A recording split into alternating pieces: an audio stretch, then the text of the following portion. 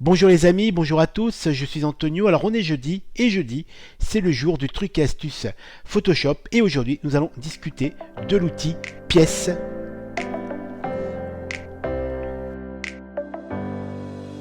Comme support pédagogique, je vous propose cette très belle prise de vue du fameux tramway 28 donc de Lisbonne réalisé tôt le matin dans le cadre d'un de mes voyages d'accompagnement avec mon agence Photographe du Monde.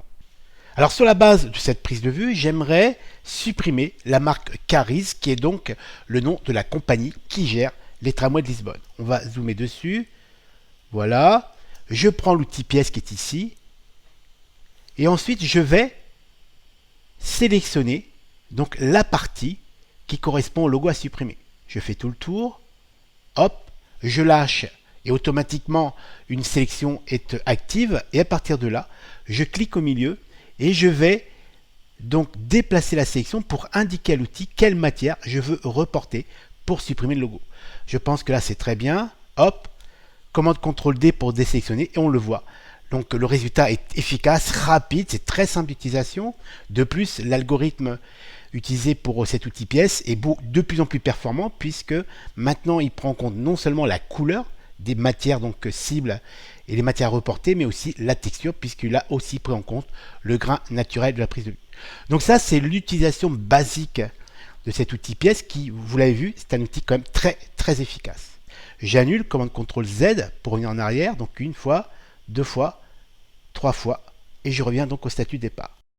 Alors cet outil, comme vous l'avez vu, est très efficace pour supprimer ce genre de détails, de logo, mais il est aussi très efficace pour le dupliquer. C'est-à-dire que là, on l'a supprimé. Maintenant, je vais vous proposer de découvrir une option qui va nous permettre de le dupliquer très simplement.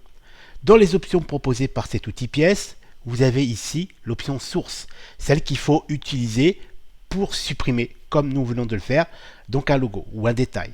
Maintenant, on va activer une autre option qui est à côté, destination. On va refaire, comme tout à l'heure, une sélection un peu large autour du logo.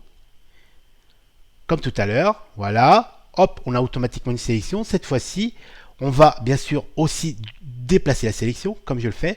Sauf que regardez, cette fois-ci, je déplace le logo et je vais le positionner, par exemple, ici. Alors, bien sûr, c'est uniquement pour la démonstration. Je clique là, je lâche, commande CTRL D, et donc il a dupliqué très simplement le logo. Vous voyez ? La duplication et l'intégration du logo est parfaitement réalisée. Cet outil est aussi simple qu'efficace.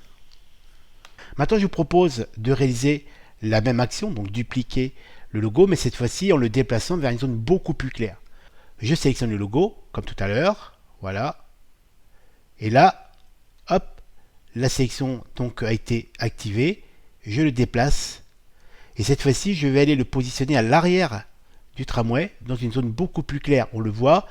La zone donc d'origine du logo est beaucoup plus sombre que la zone sur laquelle je vais intégrer le logo. Mais pas de souci, hop, je me positionne là, je lâche, commande CTRL D, et vous voyez, si on zoome un peu, l'intégration est parfaite. C'est-à-dire que cet outil prend en compte la densité lumineuse, la texture et l'élément à dupliquer, donc le logo. C'est un outil qui, encore une fois, est aussi simple d'utilisation qu'efficace. Voilà pour cette astuce autour de l'outil pièce, j'espère qu'elle vous sera utile. Alors comme d'habitude, si vous aimez ce genre d'astuces, n'hésitez pas à liker la vidéo, à la commenter et bien sûr aussi à vous abonner à cette chaîne pour la soutenir. Je vous dis donc à très bientôt.